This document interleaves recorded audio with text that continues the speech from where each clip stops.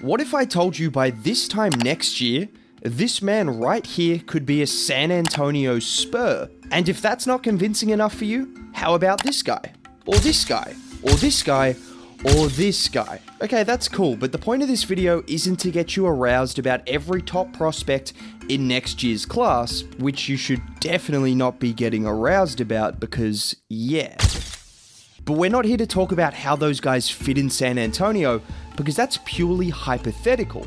What isn't hypothetical, however, is the decision the Spurs made to give themselves the best chance at winning another NBA championship. Because although it might not seem like it right now, but 5 years from now, when Greg Popovich is 100 years old and lifting his 6th Larry O'Brien trophy, Spurs fans will look back on this year as the turning point. Do you know what's really interesting to me?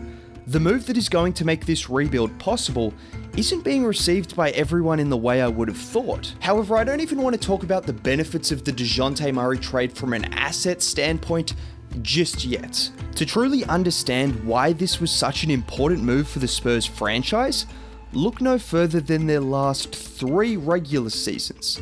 32 wins, 33 wins, 34 wins. Some might see that as progress, which it is not, because that would be another 2 decades before you were in championship contention, and by that point in time, Pop would genuinely be 100 years old. Oh, and there's also the fact that the prior 2 seasons weren't full seasons, so the Spurs have actually got worse. But that's all minor details. What isn't minor is the fact that the last 3 seasons the San Antonio Spurs have been unequivocally mediocre, and mediocrity should be the furthest thing from mind when talking about this franchise, because just to contextualize the last 3 seasons, prior to 2020, San Antonio had finished below 500 once in 30 years. 3 whole decades with 1 sub 500 finish to show for it, and they started the cursed decade of 2020 with 3 of them in a row. So this begs the question, how is trading away their best player going to bring them back to the top? It's funny you ask that, because again, before I talk about that, what if I told you there was someone already on the roster that could do exactly what DeJounte did last year and make that leap into being a potential all-star? Meet Keldon Johnson. Oh, big body says, are you listening, Sean? Keldon Johnson, my goodness, throws it down defense right there. And if it sounds like a reach to suggest he could be the next one to have a major breakout, let's do some convincing. I could start by showing you the film and his ability to get downhill with a really nice combination of speed, ball handling, and strength, like on this play where he fakes the dribble handoff before just consuming Michael Porter Jr. at the rim, or the craft on this play where he avoids Giannis with a reverse layup, or the fact he's shooting 40% from 3 on over 5 attempts a game and can do things like this off the dribble. But just forget about all of that for a second. Over his last 28 games, Keldon Johnson averaged 20 points, 6 rebounds, and 3 assists on good efficiency as a 22-year-old, which might just seem nice. But it's not just nice, because there are only 6 other players 22 or younger to average 20 plus points in that same period of time. Ja Morant, RJ Barrett, Tyler Hero, Darius Garland, Jalen Green, and LaMelo Ball. 5 of those players were selected within the first 5 picks of the draft. Tyler Hero was drafted 13th and is purely an offensive-minded player. Keldon Johnson was drafted 29th, and whilst he's not the greatest defender, he's no slouch on that end of the floor either. Now just think about that for a second. Think about the company he's in, and then the fact he is now going to be the undoubted number 1 option in the absence of DeJounte Murray. And what do they have to lose? Worst case scenario is Keldon Johnson isn't cut out to be a number 1 or an all-star level player, and the Spurs get exactly what they're paid for, which is a 2nd or 3rd option. Because yes, he's already signed a new contract, and it is a very favorable contract. But they've got nothing to lose, and they could potentially have another diamond in the rough on their hands. And that's just one of the many benefits from this trade.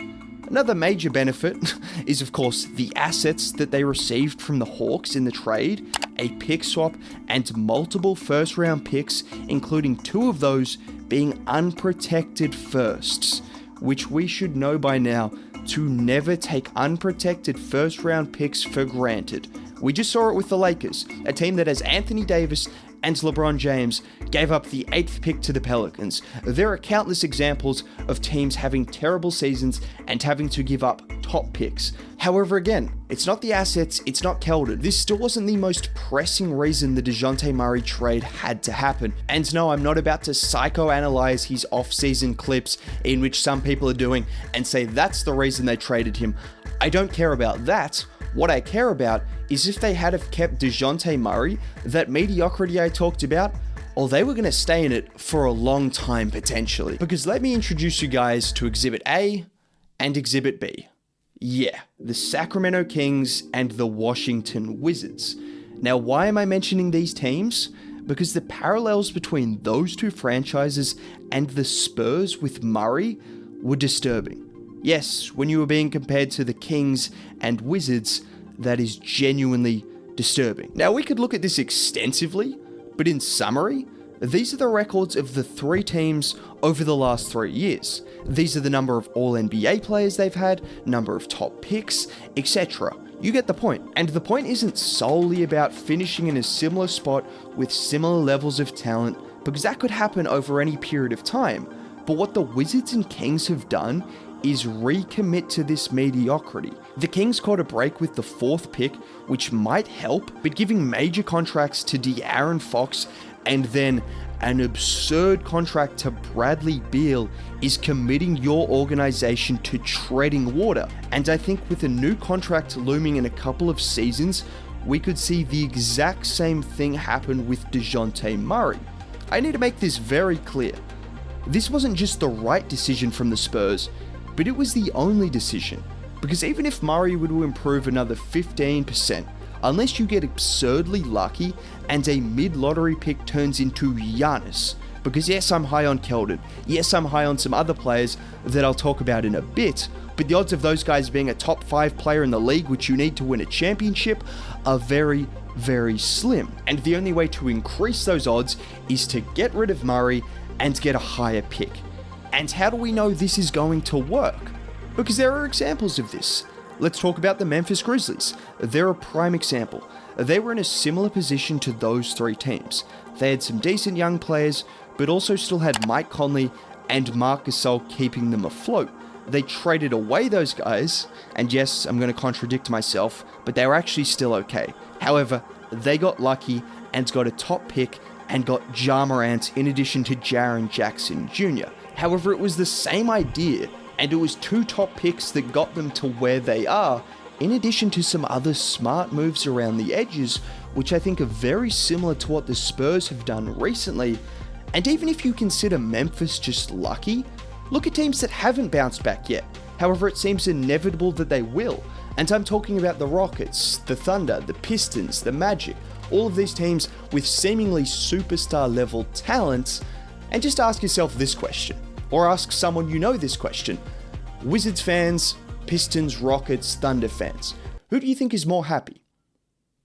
You know the answer to that, and that's because they've bottomed out and they now have a direction, as do the Spurs. However, getting back to the point about the Grizzlies having a roster full of great role players and complementary pieces to build around their young stars, this is exactly what the Spurs have been doing well over the last few years. Let's take Devin Vassell for example. Similar to what I said with Keldon, everything suggests he will at the very least be a great complementary piece, but he might have even more potential as a scorer than Johnson because of his touch from all 3 levels. He's good off the catch from 3 and capable of pulling up as well. And in addition to that, he can use his wiry frame and ball handling ability to get downhill and finish at the rim.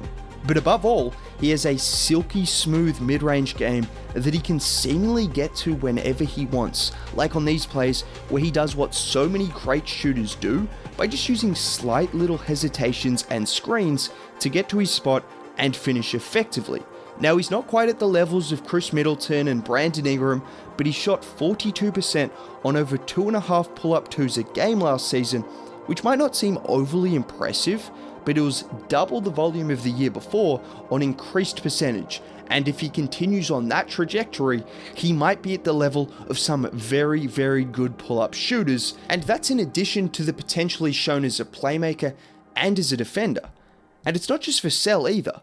Look at who they just drafted in Jeremy Sochan and Malachi Branham, in addition to Keldon as well, and you can see the Spurs really like the idea of these big versatile wings that can do a bit of everything on offense, but can also switch different positions on the other end of the floor. And I'm not done either, because you also have Primo, Poeltl, Trey Jones, and Blake Wesley, who by the way, has some serious scoring potential. And with all of this young talent, paired with the Spurs' history of developing players, it's just hard to imagine that they don't end up with at least one All-Star, maybe two of them.